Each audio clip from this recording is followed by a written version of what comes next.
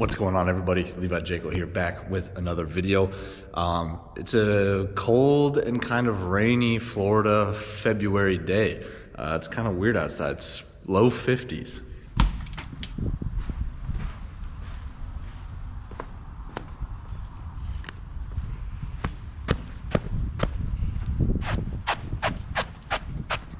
If you know anything about us Floridians, you know that we don't really like the cold too much.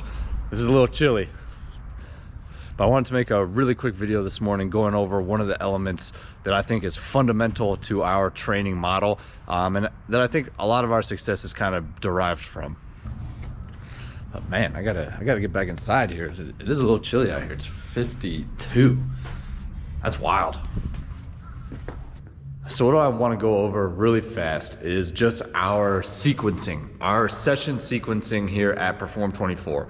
Every single session that we go through, it doesn't matter who it is, follows the same exact sequence.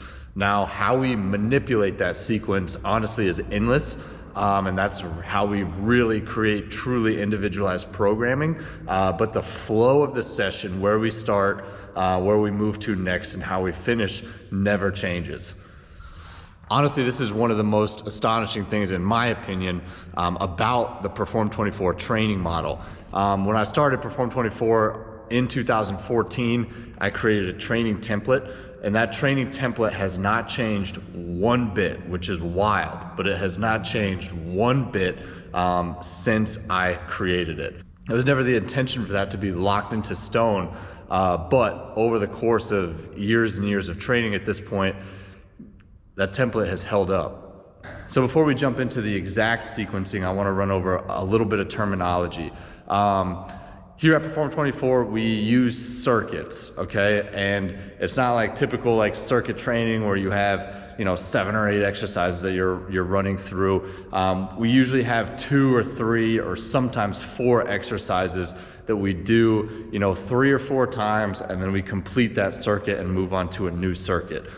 We don't use the word circuit, but we use the word blocks, okay? So we have the blocks within our training session.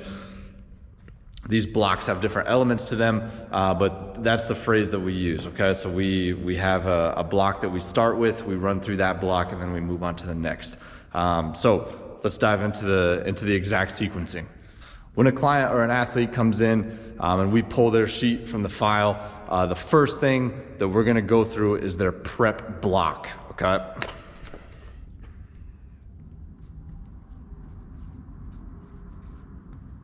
The prep block is kind of like a warm-up. Again, how we want to address their specific warm-up varies endlessly.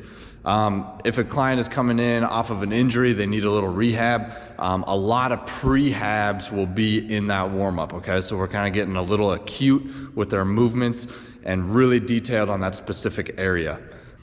If we're working with an athlete, that prep block might have a little bit more of an activation element to it, where we're preparing them for a big lift or maybe an explosive plyometric. And then if we have a weight loss or a general fitness client, maybe this prep block includes some conditioning elements. So we jack their heart rate up right out of the gate, and then we want to maintain this through their entire workout. But regardless on how we address their prep block, this is basically their warm-up. Got a whole bunch of different things can go into this block, but we start always with the prep. After they complete their prep block, we move into a plyometric or an Olympic block. Now, to be totally honest, we don't do a whole lot of Olympic lifting. We have ironically done a little bit more recently than we have in the past, but typically, if this block has something in it, it's gonna be some type of plyometric variation. This is where we get creative with their box jump variations or maybe their mini hurdle variations. Sometimes even this becomes like a med ball, like a plyometric med ball movement. But as soon as they're finished with their warm-up, as soon as they're ready to go, they move into the plyometric or Olympic block.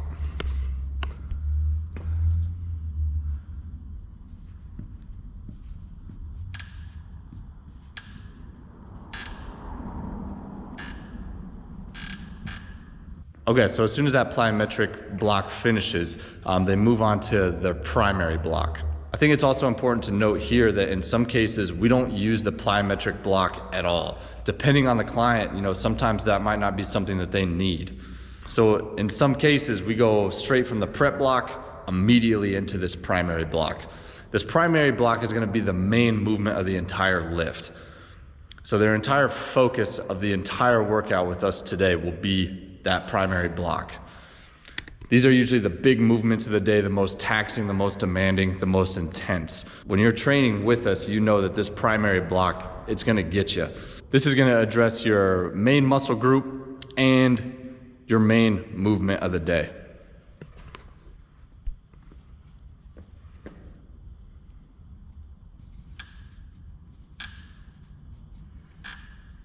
Now remember, at the beginning I told you that we use like a circuit style of training. So the primary block is always a circuit of some kind.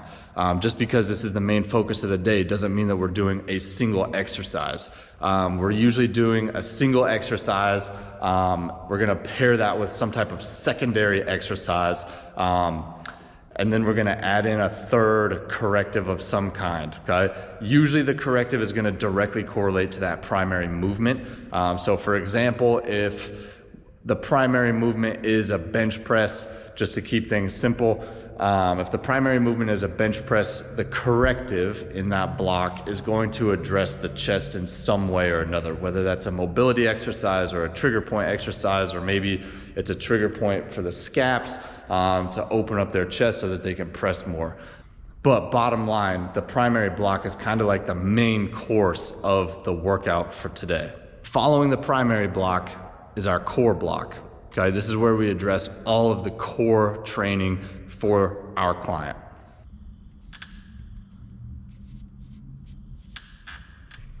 Okay, so again, a common theme that I've said 1,000 times already in this video, how we address that core training is completely dependent on the individual client. So sometimes the core block is stability based, like plank variations or something similar, or sometimes it is strength based, whether that's a knee tuck on the TRX or a rollout on the physio ball. Sometimes depending on the client, this is rotational, rotational power. We would put that into the core block. Sometimes it's like heavy loaded carries. And you get the idea, depending on who the client is, how long they've been training with us, what their timelines are, what their injury history is, that all of those things factor into what core exercises we choose. But the core always follows the primary block. We do this for a couple reasons. One, it does kind of give like a designated area in the workout, a designated space for the athlete to dial in on their core. But when we put this behind the primary block, it does kind of give them a little bit of time to recover. So typically core training isn't super demanding, it might hurt for a little while, but it's not gonna take like a whole lot of mental energy to get through. So we put that right after the primary block, after they've just expended a whole bunch of mental and physical effort knocking out their primary block. Following the core block, we move into the auxiliary block.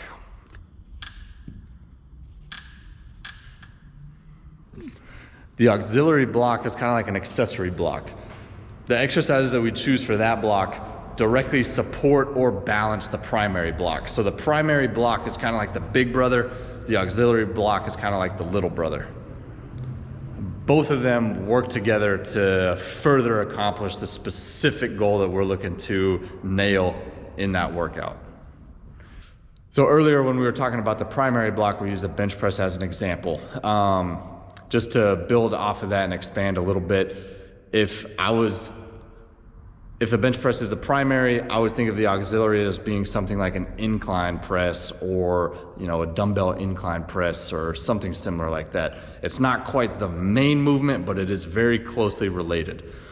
Again, we're gonna do this in some type of circuit. And again, those exercises in the circuit should have a direct line. You should be able to connect the dots directly to the exercises in the primary block. And then finally, the final block is everybody's favorite.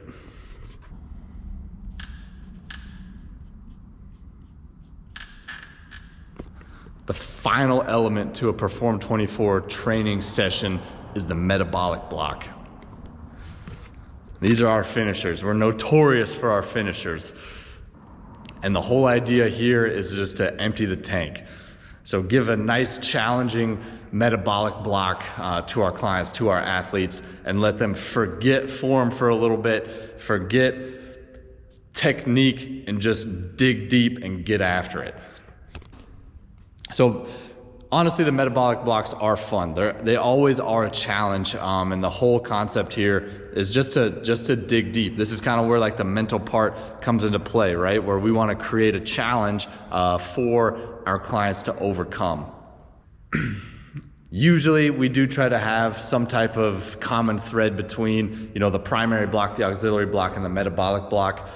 If it was a big upper body day, the finisher is gonna have some type of upper body element, whether that's a sled drag, or battle ropes, or a med ball complex, or something like that. But it'll also tax that heart rate. You're gonna leave the session, when you finish the metabolic block and your session is over, you're gonna have earned the end. So just to recap, this is the rundown of the sequencing of a Perform 24 session. Again, it doesn't matter who we're working with, it doesn't matter what training phase they're in, this sequencing never ever changes. Just to run through them one more time, we always start with the prep block, we move into the plyometric or the Olympic block, into the primary strength block, core block, auxiliary strength block, and then the metabolic block. In the next video, I'm gonna discuss how we manipulate each one of those blocks to create unique phases, okay? So we address phases in our training by tweaking those blocks, okay? We'll pump one block up or maybe pull back on one block to accomplish the different outcomes that we're looking for. But the sequencing never, ever changes. Hopefully this gives you a little bit of a structure that you can follow in your own workouts. I certainly appreciate you guys tuning in, and I will look forward to you in the next video.